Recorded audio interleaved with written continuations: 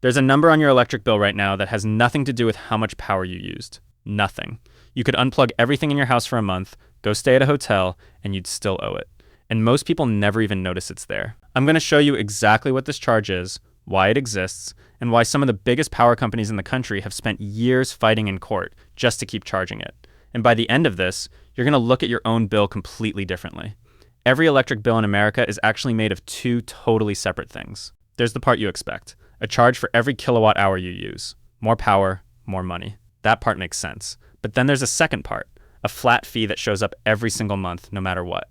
It doesn't matter if you used a ton of electricity or barely touched your lights. That fee shows up exactly the same. It goes by a bunch of different names depending on where you live. Some places call it a base charge. Some call it a customer charge. Some call it a minimum bill. Some even call it a grid access charge. Different names, same idea. You are paying just for the privilege of being connected before a single kilowatt hour even touches your house. Now, on its own, that might not sound crazy. Keeping wires connected to your house costs something, sure. But here's where it gets interesting, and where the real problem starts. This fee does not go down if you install solar panels. It does not go down if you use less power. It does not go down if you're barely home. It just sits there, untouched, every single month, and in a lot of places, it's been going up. Let's start in California, because what's happening there right now is honestly one of the clearest examples of this in the entire country. California regulators approved a new fixed charge for the state's biggest power companies. It's called the Base Services Charge, and it started showing up on Southern California, Edison, and San Diego gas and electric bills in late 2025, then on PG&E bills starting in early 2026. For most people, that charge is $24.15 a month, not for using power, just for existing as a customer. If you make less money, there are lower versions, $6 or $12 a month, but the charge is still there, no matter what. The power companies say this is fair. Their argument is that they're just moving costs around, not adding new ones, and that in exchange, they're lowering the price per kilowatt hour. That sounds reasonable on paper, but here's the catch. If you have solar panels and you're barely pulling power from the grid, that lower price per kilowatt hour doesn't help you much because you're not buying much power from them in the first place. So instead of saving money like you expected, you're stuck paying a flat $24 fee every month, whether your panels are working perfectly or not. And this is where it gets personal for a lot of people, because a huge number of Californians installed solar panels specifically to get away from paying the power company every month. That was the whole point.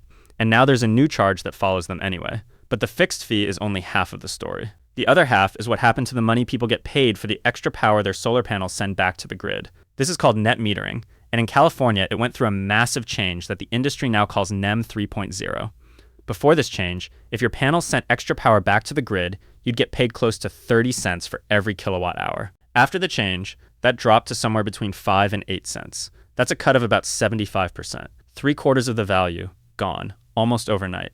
Think about what that means for someone who spent years planning out their solar investment based on the old numbers. The math they used to decide if solar was worth it completely changed after they already had panels on their roof. For a lot of people, that meant losing around $20,000 in expected savings over the life of their system. Their average monthly bill actually went up by about $63 compared to what they were promised. The result was not small. Solar companies across the state cut or plan to cut around 17,000 jobs, which was about 22% of the entire solar workforce in California. Solar businesses started shutting down, including some well-known national companies. New solar signups fell off a cliff. Now here's the part that should really make you stop and think. The power companies justified all of this by saying solar customers were the problem.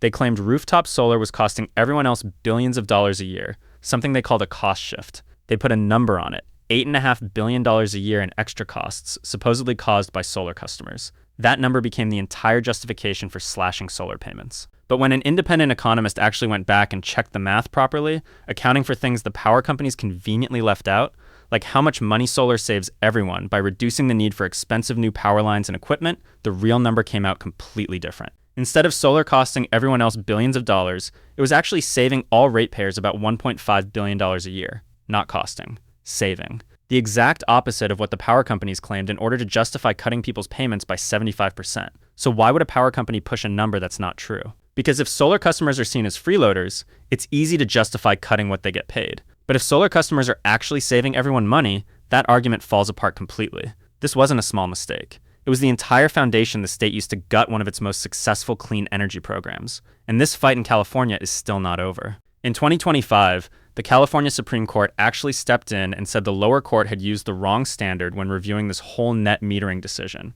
That sounded like a win for people who wanted the old rates back. But then in March of 2026, the Court of Appeal reviewed it again and sided with the power companies a second time, keeping the cuts in place. Solar advocates appealed again right after that, and as of right now, a final decision from the California Supreme Court is expected sometime around August 2026. So this is a live, ongoing fight happening in real time, not something that's already settled. Now let's go to Arizona, because the story there shows something even more frustrating. It shows that even when these fees get struck down, they don't actually go away. They just come back later in a different form. Arizona's biggest power company, APS, first introduced something called a grid access charge on solar customers years ago.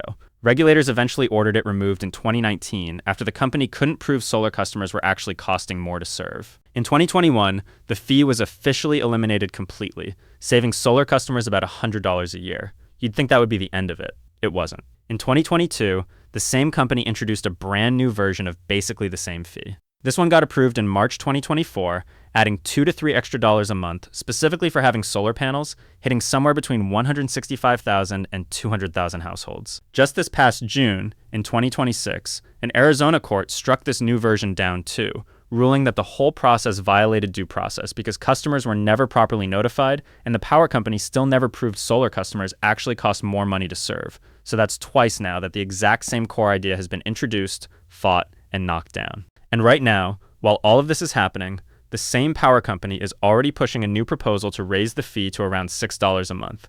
It's the same fight, just wearing a new name each time. Now let's talk about Ohio, because this is where things go from frustrating to genuinely shocking. This isn't a story about a confusing fee. This is a story about outright corruption. The former Speaker of the Ohio House, a man named Larry Householder, was sentenced to 20 years in federal prison for leading a scheme where he personally accepted nearly $61 million in bribes.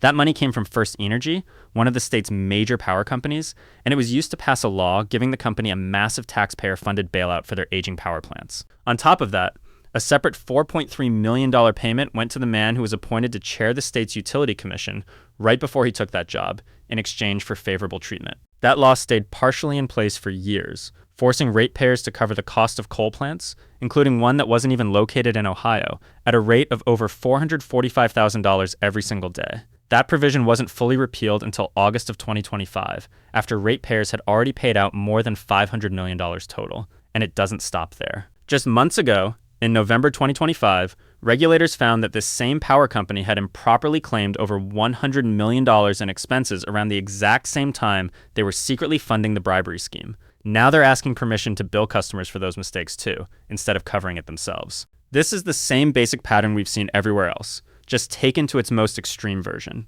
A monopoly power company with no real competition, spending enormous amounts of money, not to build better infrastructure, but to protect a system that guarantees them profit no matter what. And it's not only happening through backroom bribes. Sometimes it happens right out in public, disguised as something completely different. Back in 2016, Florida's major power companies put over $21 million behind a ballot measure that was worded to sound like it supported solar power. In reality, it was designed to make rooftop solar harder to access. A strategist connected to the campaign was recorded describing the plan as political jiu-jitsu, using the popularity of solar power against the people who wanted it. The measure ended up failing at the vote, but the fact that a campaign like that existed at all tells you how seriously these companies take any threat to their business model. Meanwhile, in Florida, Duke Energy raised its minimum bill to $30 a month. For most people who use a normal amount of power, that change goes unnoticed. But for people who installed solar specifically to bring their bill close to zero, this fee alone doubled or even tripled what they were paying. One retiree living on Social Security said the extra money had to come out of her grocery budget because that was the only place left to cut. And in Indiana, Duke Energy tried to raise its fixed monthly charge from around $10.50 to nearly $14, an increase of almost 30%, while the parent company was reporting billions of dollars in yearly profit. So here's what all of this adds up to. Across completely different states, completely different companies, and completely different legal systems, the exact same pattern keeps showing up. A flat fee that doesn't move no matter how much or how little power you use. A justification that often turns out to be based on numbers that don't hold up once someone actually checks them. And when the fee gets challenged and struck down, it tends to come back later under a slightly different name. None of this means going solar or trying to lower your bill is pointless. People are still winning parts of these fights in court, and the rules are still actively changing in real time, sometimes in favor of the customer. But the one thing that's clear is this. The bill you get every month isn't as simple as power in, dollars out. There's a whole structure behind it. And most of it is built to make sure that no matter what you do to use less, there's still a number on that page that never moves. If you want to go deeper into any of the specific fights we covered today, from California to Arizona to Ohio, I put links in the description where you can look into it yourself.